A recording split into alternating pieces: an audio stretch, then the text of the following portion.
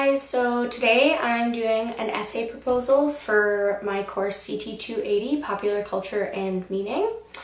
So hi Professor Atkinson. I want to do my essay on online dating and how we perceive it in the world today, but basically how the perception of it is different than what online dating is actually meant to be used for.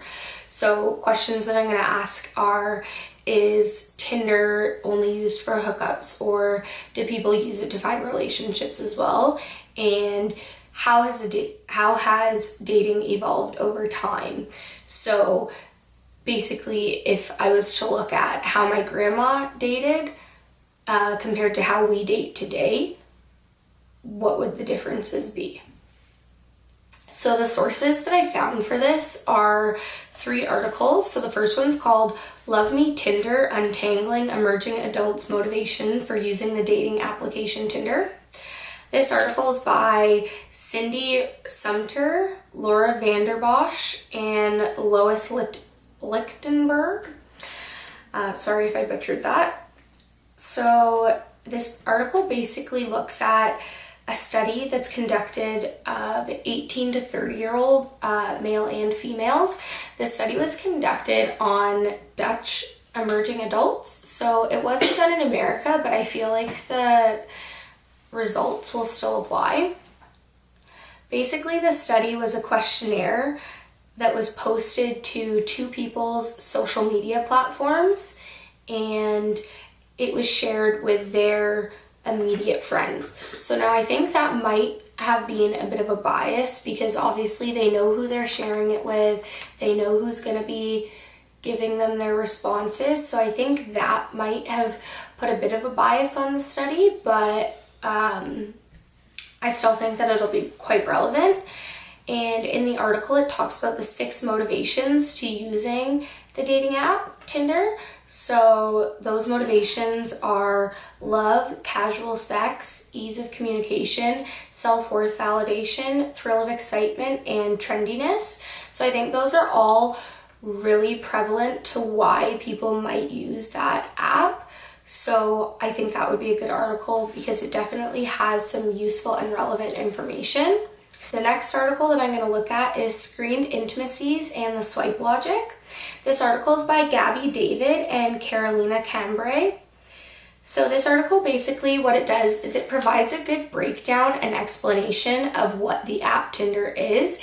And in the beginning of their article, they talk about how Tinder was named and why they named it Tinder and why the logo is a flame.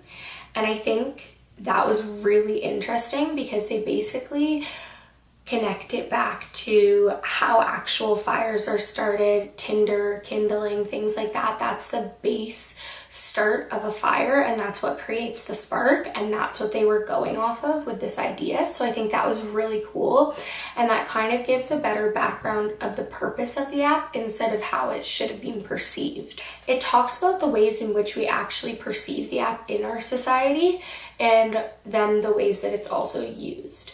So the perception isn't necessarily the same as what the use is, and I think that's really interesting, the way that they've looked at it. They also talk about what's called the swipe logic.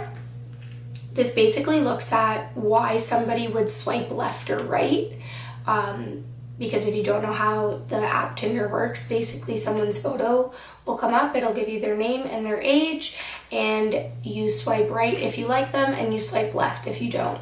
So it's like an instant match if they've already liked you, or not if they haven't. So that's pretty much how the app works. The last article that I looked at was Online Intimacy and Well-Being in the Digital Age. This article is by Anna Lomanowska and Matthieu Guitton. So I think this is a really interesting article because it's not necessarily directly connected to Tinder, but it's connected to dating in our modern age and how that can be connected to like online platforms.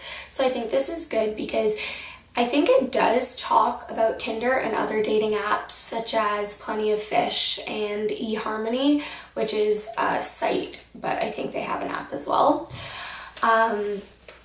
Essentially, I liked this article because it was more of a general perspective on online dating instead of just looking specifically at Tinder and the perception of that and its use. It looks at why online dating was created, why online dating is perceived the way that it is. It also looks at relationships in modern day and how they were established online.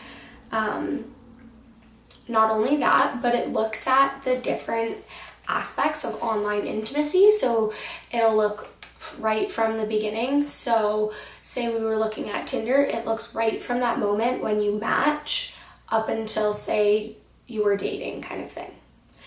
Then it also asks, how do online relationships affect us? Do they change the way that we are? Are they affecting our well-being or our health in any way? So I thought that was really interesting because I don't think that's being looked at too much. How does online dating affect us?